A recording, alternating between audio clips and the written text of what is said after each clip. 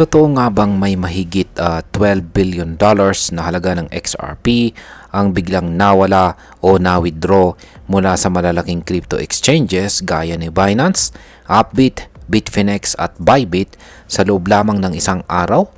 Kung totoo ito, posibleng magkaroon ng tinatawag na supply shock o bigla ang kakulangan ng supply ng XRP sa market na pwede pong magpataas sa presyo nito.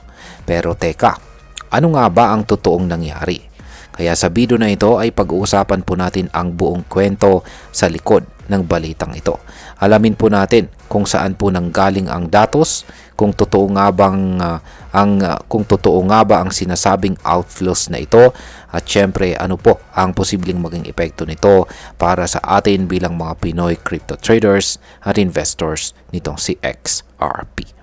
Pero bago po tayo magpatuloy, ay pakibasa na lamang po muna ang disclaimer dito sa ibaba ng ating screen. Ayan, simulan po natin sa kung ano po ang sinasabing $12 billion na XRP outflows. Ayon po sa ulat ng The Crypto Basic nitong ngayon pong June 26, 2025, bigla raw pong nakitaan ng sobrang laki ng withdrawals itong si XRP sa ilang mga malalaking exchanges. Base raw sa datos mula sa CryptoQuant, umabot sa higit $12 billion ang kabuang XRP na lumabas mula sa mga kilalang exchanges gaya ni Binance, Upbit, Bybit at saka Bitfinex. Ayon po sa report, si Binance daw ay nawalan ng 617 million XRP. Si Upbit naman ang may pinakamalaking outflow na nawalan daw ng halos 5 billion XRP. Maging sina Bybit at Bitfinex ay nadamay rin sa sinasabing malalaking withdrawals. Dahil dito ay marami pong XRP holders ang kinabahan. Meron pong ilan ang nagsabing baka ito na ang simula ng isang massive rally dahil sa supply shortage. May ilan din ang nag-isip na baka may insider moves na nangyayari. Pero tama nga ba ang datos? Ngayon ay ano po ang natuklasan sa on-chain investigation? Ayon po sa mas malalim na analysis ng The Crypto Basic, hindi raw po tugma ang sinasabing malalaking withdrawals sa aktual na galaw ng mga wallet ng mga exchange na ito.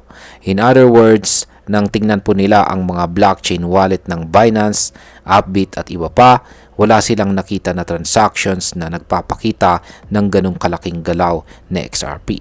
So sa madaling salita ay parang may mali sa datos. At tama nga. Ayon po sa mas bagong impormasyon, kinumpirma po na ang malaking pagbaba ng XRP reserves ay sanhi ng isang glitch sa data analytics platform sa CryptoQuant. Ngayon ay ano ang totoo sa XRP reserves ng mga exchanges? Kaya yan, ang tamang impormasyon base sa mas bagong datos ay si Binance na unang inuulat na nawalan ng 617 million XRP ay totoo namang may outflows pero hindi po ganun kalaki. Sa katunayan, ayon po sa updated data ay 35 million XRP lang ang na-withdraw mula kay Binance simula noong June 18. Sa ngayon, hawak pa rin po ni Binance ang humigit kumulang 2.8 billion na XRP. Samantala si Upbit naman na sinasabing nawalan ng halos 5 billion XRP ay may baliktad na kwento. Sa halip na outflows, inflows pa ang nakita mula June 18. May hawak pa siyang 6.08 billion XRP at siya pa rin ang may pinakamalaking XRP reserve sa lahat ng exchanges sa buong mundo. So ibig sabihin ay mali po talaga ang una nilang datos. Ayan, paano naman dito kay Bybit at saka Bitfinex? Yan, ang hindi po malinaw ngayon ay ang kay Bybit at saka Bitfinex. Ayon pa rin po sa CryptoQuant, si Bybit ay bumaba mula sa 326.75 million XRP noong June 15 papuntang 230.5 million XRP ngayon. Ibig sabihin ay may na-withdraw na halos 96 million XRP. Si Bitfinex naman ay bumaba sa 58.55 million XRP mula po sa dating mas mataas na balance. Kaya ang kanyang total outflows ay nasa 4.1 million XRP.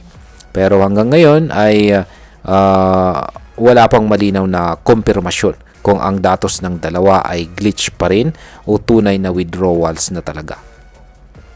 Ngayon ay pag-usapan na po natin ang posibleng epekto nito para sa atin bilang mga Pinoy crypto traders at investors ni XRP.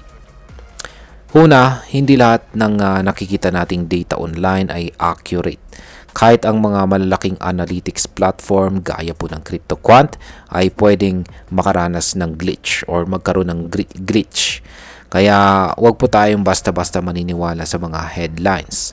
Pangalawa, ang mga ganitong false alarms ay pwede pong magdulot ng takot or FOMO, fear of missing out sa market.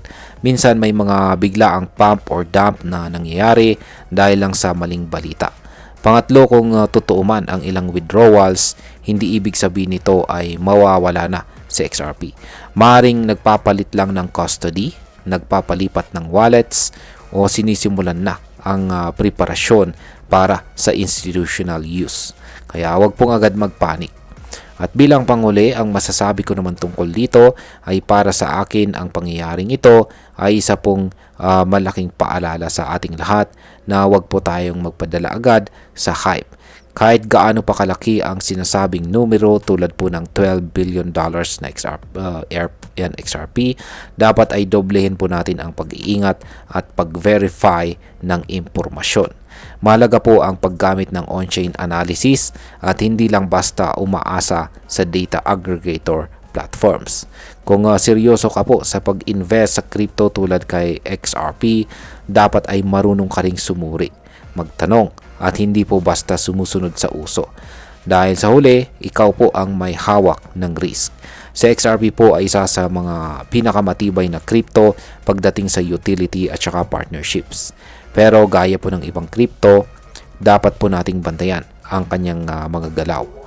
Hindi lang sa presyo, kundi pati sa liquidity, exchange reserves, at technical na pagbabago. At ayun, hanggang dito na lamang po tayo sa video na ito mga crypto. Marami pong salamat sa panonood. Ingat po tayo lagi at God bless po sa ating lahat.